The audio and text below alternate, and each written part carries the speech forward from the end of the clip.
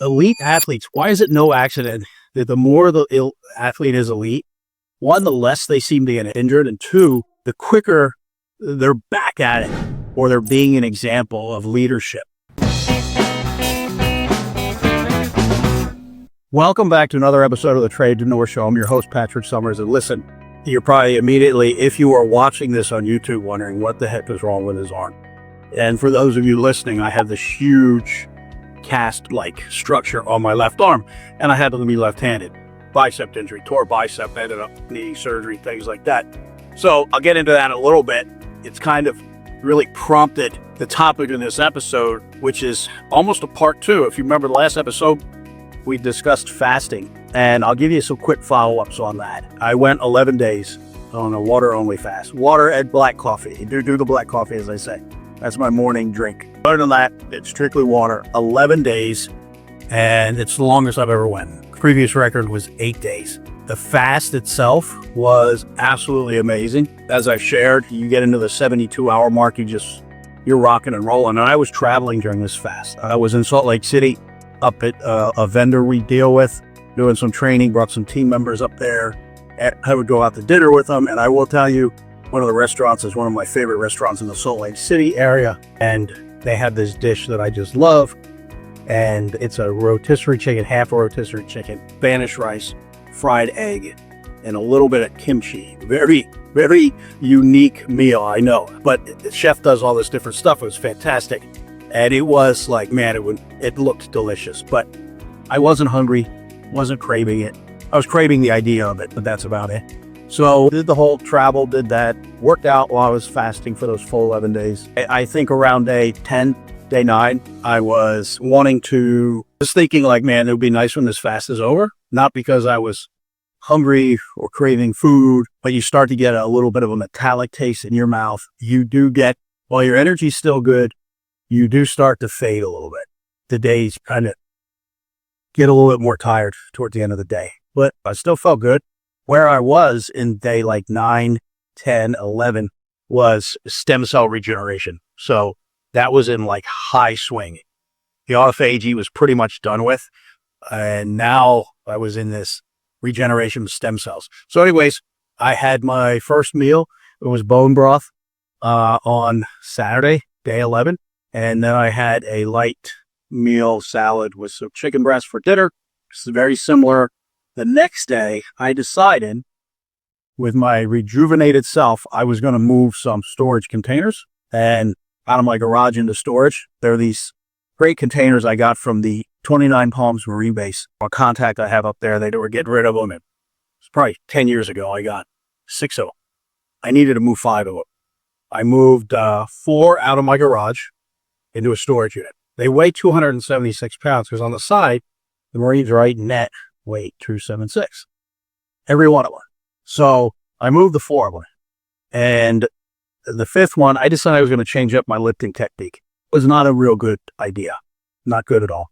It ended up causing me to tear my bicep, technically tear the tendon, and it's my lower bicep, which, as I learned, you have 2 connecting biceps up top and 1 connecting down at the base of the bicep, the distal end. So I snapped it. Also learned that I like pain because I laughed a lot. To me, when something hurts so bad, you just kind of laugh. Anyways, I moved the 5th storage unit. I was able to get that moved with the injury, get that in place, went home. By the time my wife was home, I walked in. She thought I was odd. I was laughing like I was. I said I messed up, hurt myself. So she's an RN. And, I could hear it pop. And I thought maybe I had a compound fracture. The pain was so intense, so acute. And I looked down, no bone, no blood. There was deformity. And I was like, oh, man. So anyways, when I go into my wife, I tell her kind of what happened. And she's immediately, well, you got to go to the emergency room. So I'm not going to the emergency room. I used to work in emergency rooms. A lot of people go to the emergency rooms that should not go to the emergency room. The emergency room is for emergencies. The emergency room is for serious stuff. And some people may say that this was serious. I could tolerate the pain, had distal pulses, everything was fine. I personally would get frustrated when I worked in an emergency room and you had to divert really injured people because people that were using the emergency room as their primary care physician. Totally turns my stomach, disgusts me. That's another topic for another story. So I wasn't going to take up the amazing doctors, nurses, and all the support staff's time on a Sunday with an injury that I could go see an orthopedic doctor for. So I made an appointment down in the orthopedic doctor Sunday for the MRI. Of course, it turns out that it's a complete tear. So I'm going to need surgery. So I had the surgery. Surgery was a success. I have an amazing orthopedic doc. I've known him for many, many years. Dr. Diltz. Thank you, Dr. Diltz. Highly recommend him. And of course, the entire team at DOC Desert Orthopedic Center was fantastic. So I'm in this brace thing now, this cast, and just healing up. So I'll be going back. But that's a story. And, you know, it's kind of ironic. I come out of a fast and then I injure myself. It had nothing to do with fasting. It had to do with me being impatient and stupid and wanting to get this done and not waiting until my son was available later in the day to help me. That's kind of how I operate. Anyways, back to the fast real quick. The fast results. I lost 18 pounds in that amount of time. Strength was the same. I didn't do a before and after analysis of body mass and everything like that, but was there muscle loss? Probably a little bit, but nothing of any significance. The health benefits I got out of it were so much better because keep in mind, I kept working out this entire time as well. And the body is still feeding. Body is still consuming and having energy and things like that. So anyways, it was a complete metabolic reset. Absolutely loved it. It was fantastic. Highly recommended. Maybe not 10 days or 11 days out of the gate. Like I said in the last episode, start with a 24-hour fast. Work up to a 48-hour fast. When you do a 48-hour fast, you can do a 72-hour and longer because 48 hours is the tough part.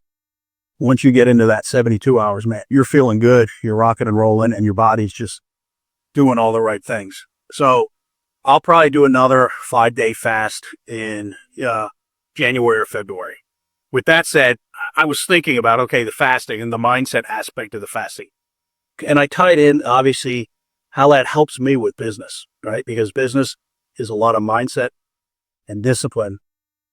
And this injury is a lot of mindset and discipline. So I go to the doc, I got the surgery, and I have a hunting trip coming up. You may notice the facial hair if you're watching me. I go on a hunting trip every year to Aberdeen, South Dakota with my son. And it's coming up, since we're in November now, it's coming up real soon. And this year I was going to pheasant hunt and bow hunt for deer. And my doc has pretty much assured me that I won't be able to bow hunt, but his goal is to get me to where I can pheasant hunt, which, that's pulling a trigger with a shotgun. And so I should be healed enough to do that. But bow hunting's out, so I'll go sit in a tree stand with my son and encourage him and just spend good time outdoors and with my son. The injury, though, I was watching football over the weekend. It's like, man, this injury that I'm taking it really serious in the sense of, to me, this is a challenge. So I had surgery Thursday. Friday, I was at the gym with my trainer. Now, wasn't a crazy workout. It was a pretty light workout, but it was about getting the blood moving, right? Just about getting the blood flowing and moving your body. And so day after surgery, that's what I did. And I was at the gym today with my trainer. A lot of what I'm doing now with my focus is the benefit of the kinetic energy, where I work my right side, my left side is still going to benefit, even though it's not doing the work. It's true. It's fact. It's not voodoo magic.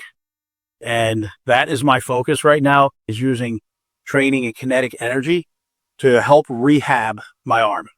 And with that, I've also gotten some different protocols that I have going. I've got some different peptides I'm taking. To me, the mindset, I visualize and I meditate on my body healing itself. I do that whole thing because I believe the body has a tremendous ability to heal itself. Now, my body was not going to go get this tendon and pull it back down where it needed to be and reattach it. That's what we needed the doctor for. That's what the surgeon was for it. But now it's up to me. Now it's up to me to eat the right things, do the right physical activity, and do the right mindset and meditation to get myself dialed in. I am convinced I am going to have the most amazing, unbelievable recovery from this. They are going to write white papers on this recovery. Now, am I being a little facetious? Yes, but that's how I believe. That's the mindset I have to have. So then I was going back and I'm thinking, watching football players and thinking about different sports and people that get injuries and they get hurt and how they come back, how they rehab, what they do and what they're doing in that downtime. And I said, you know what? There's a real direct correlation between how someone handles an injury and a setback and success. My business partner, he was on earlier episodes. He's been on several episodes with me. You know, he lost his left hand in an off-roading accident. No left hand, man. And he had his hand removed surgically on a Sunday, and he was out of the hospital Wednesday, and the following Monday, I believe it was, he's back to work. It might have been Tuesday. I'm pretty sure it was that Monday. He was out less than a week. And, you know, his whole attitude was like, well, look, it's bandage.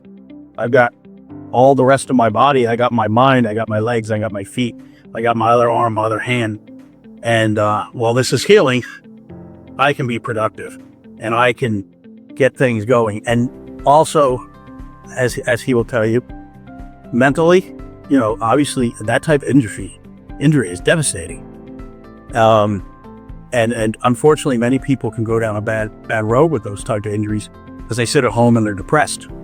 And he got around the right people. He got around positive people. He put his mind to work. He put his body to work. And absolutely, I had the utmost respect for how he handled that injury.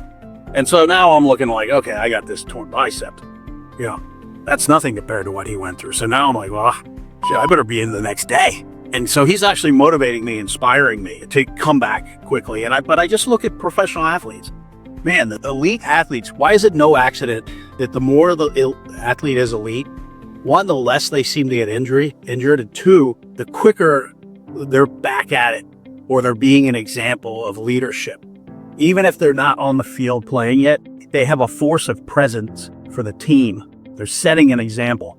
So now that leads me down the road to business and the need to be a force of presence in business, in your business, right? And that's whether you own the business or you work in the business. We have the ability to be a force of presence.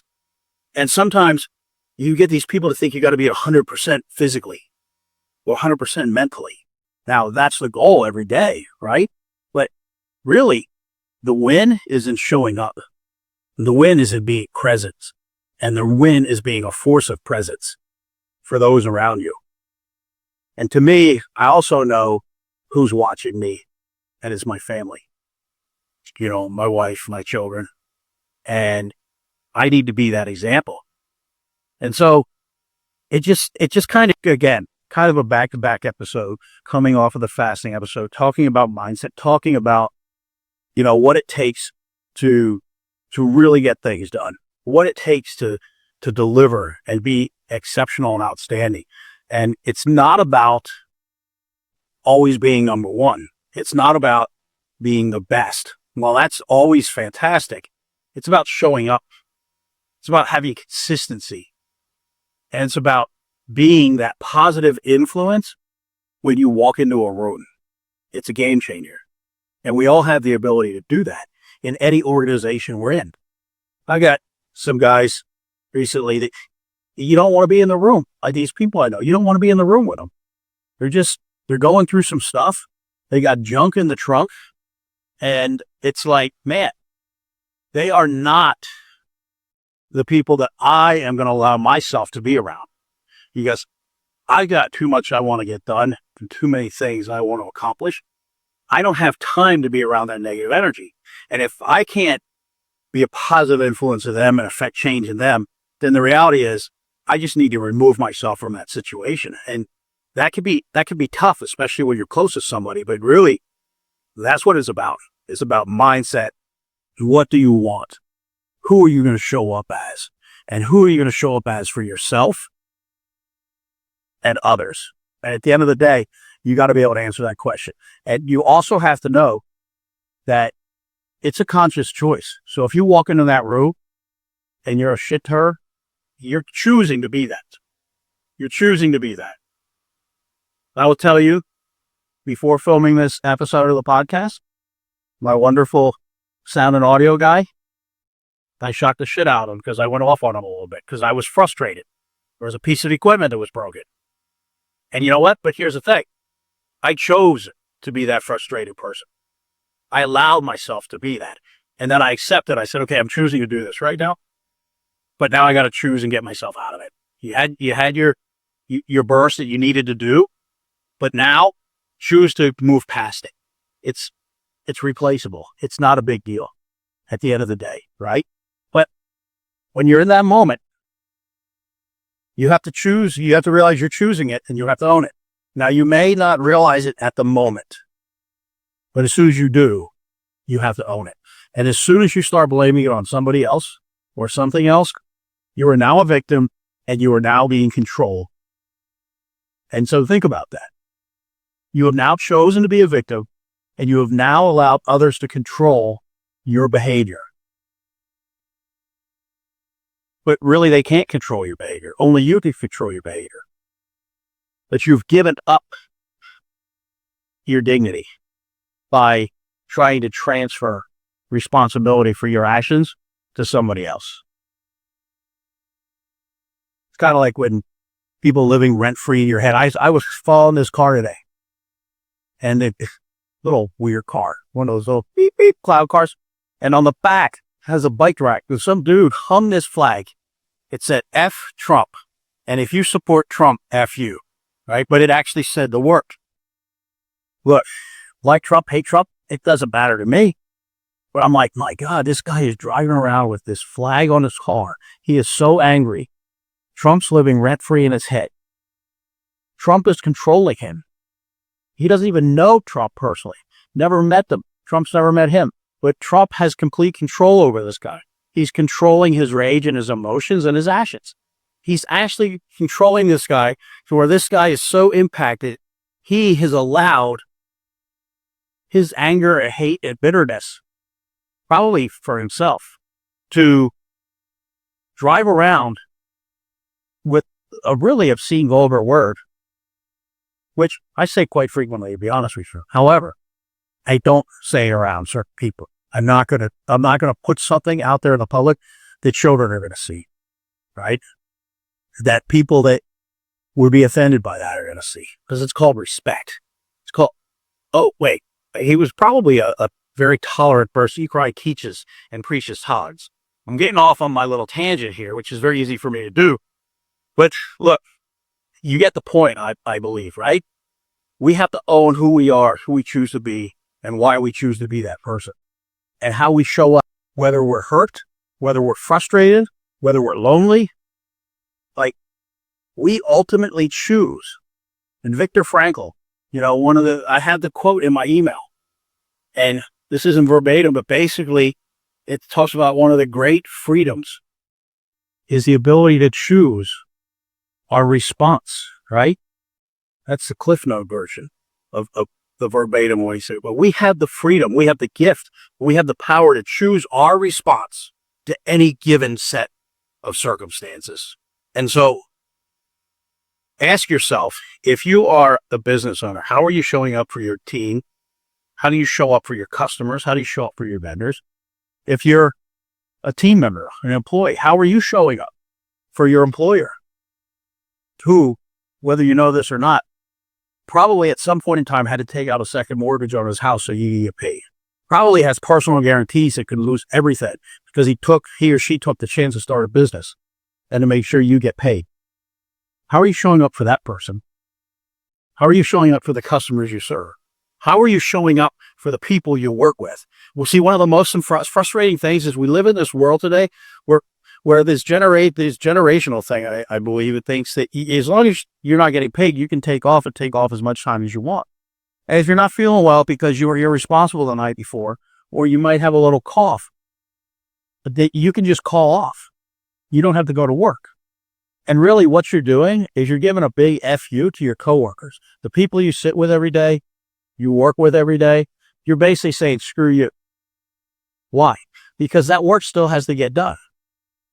And you have a little cough, or, your pinky toe hurts, or You were out too late the night before. So you basically say, screw you. I'm not responsible. I'm not going to show up. But show up. How are you showing up? It's a question you have to ask yourself. I ask myself it a lot, sometimes not enough. And I'm not sitting here preaching saying I know everything. I know all the answers. I'm this role model citizen. I'm not. I just shared with you a moment I had.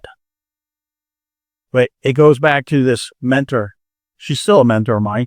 I just don't see her as much, talk to her as much, but she shared one time, this was probably 10 years ago. She was talking about how she goes to this trainer. She's on to this trainer. And I guess she had missed a workout or something. She wasn't consistent. And she told the trainer, look, I just don't have time. And started rambling off all the things. Mother, businesswoman, involved in the community, all this different stuff. Travel, you name it, right? And the trainer said, look, if you don't have time, it's fine. Right? But don't say it's because of this, or this. Just say, I choose not to work out. I choose not to work out. Because if I ask you how much TV you watch this week, and even if it's sitting in a hotel room and you watch 15 minutes of the news before bed, you had 15 minutes to work out if you wanted to. But you chose. So you chose not to. So don't give up power. That's what you're doing. Don't give up power. Just say, I choose not to work out. Don't say, I don't have time. I choose not to work out. Don't say, these people irritate me. They make me so mad. No, just say, I choose to be angry. Right? And likewise, I choose to be happy. I choose to find the good in this situation. I choose to find the happiness in this situation. And man, if you could do that, you make your life better. You make the lives of those around you better. And just like, that they talk about the flapping of the butterfly wings, you can have an impact that's felt around the world, because if we're all doing that, I mean, think about that. If we're all doing that, what is the impact? Look, the last episode on fasting, this episode on injuries and peace, love, etc., everything like that. Look, at the end of the day, yes, this is a Tradepreneur Show. If you're a tradepreneur, if you're into trades, you're a human being. And you're living a life. And life is not easy. And guess what? Life is not supposed to be easy. Anybody told you life is supposed to be easy? They probably wrote a book about happiness and had never been through tough times, because that's just not true. Life is supposed to be a roller coaster, up and down. It's not supposed to be a boring merry-go-round. It goes round and round. And I challenge you to think back of the times you were on your roller coaster of life. And when you were in the dips, when you were in the downs, did you like it? Probably not.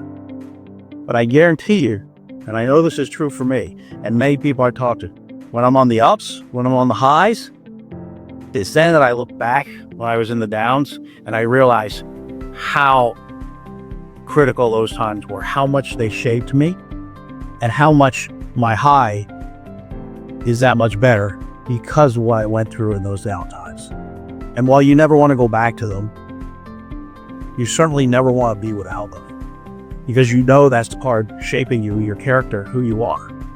But again, it's what we do. It's what we do in those down times and those high times that really determine our outcome. So at the end of the day, here's just the message I want to deliver. And I deliver this message because this is about as much about reminding me as it is about sharing and hopefully resonating with you. We control our destiny. Things are going to get on our way. We're going to have obstacles. It's not always going to be easy. It's not supposed to be easy. But at the end of the day, our destiny is controlled by our attitude and our outlook. And if you keep on keeping on and you stay consistent and you show up, and those times you don't show up, you say, I chose not to show up, you will have a huge impact on your life. So here's another episode in the books. This is episode 40. Everyone, thank you so much for listening, for supporting episode 40. I started in January. It is something I really enjoy doing. It is not easy. I hope you enjoy it. I hope you get something out of it. The best you could do, and if you want to show appreciation, like, share, comment. I truly appreciate it. Thank you for all your support. And until next time, be great.